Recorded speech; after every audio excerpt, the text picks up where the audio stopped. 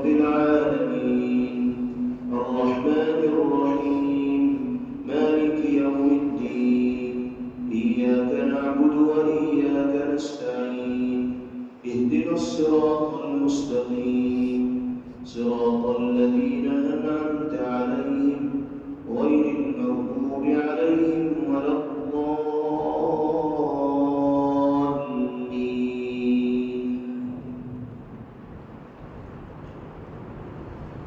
ألم تر كيف فعل ربك بأصحاب الفيل ألم يجعل كيدهم في تضليل وأرسل عليهم طيرا أبابيل ترميهم بحجارة من سجيل فجعلهم كعصف مأكول.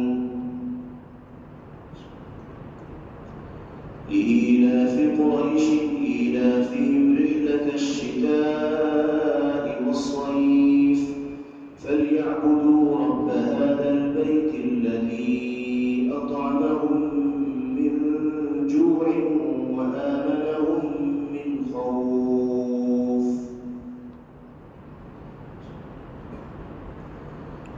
أرأيت الذي يكذب بالدين فذلك الذي يدع اليتيم ولا يحض على طعام المسكين فويل للمصلين الذين هم عن صلاتهم ساهون الذين هم يراءون ويمنعون الماعون. إنا أعطيناك الكوثر فصل لربك وانحر إن شانئك هو الأبتر. قل يا أيها الكافرون لا أعبد ما تعبدون ولا أنتم عابدون ما أعبد ولا أنا عابد ما عبدتم ولا أنتم عابدون ما أعبد لكم دينكم ولي دين.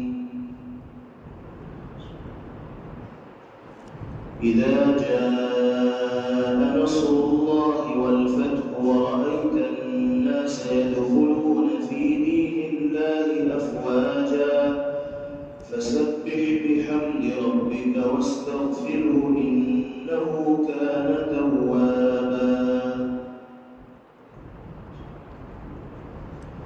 تبت يدا أبي لهب وتب ما أغنى عنه ماله وما كسب سيصلى نارا ذات لهب وامرأته حمالة الحطب في جيدها حبل من مسد. قل هو الله أحد الله الصمد لم يلد ولم يولد ولم يكن له كفوا أحد.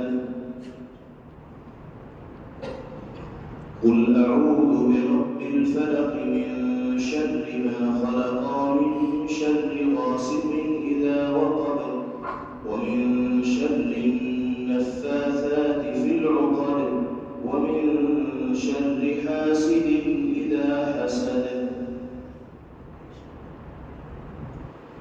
قل أعوذ برب الناس ملك الناس إله الناس من شر الوسواس الخناس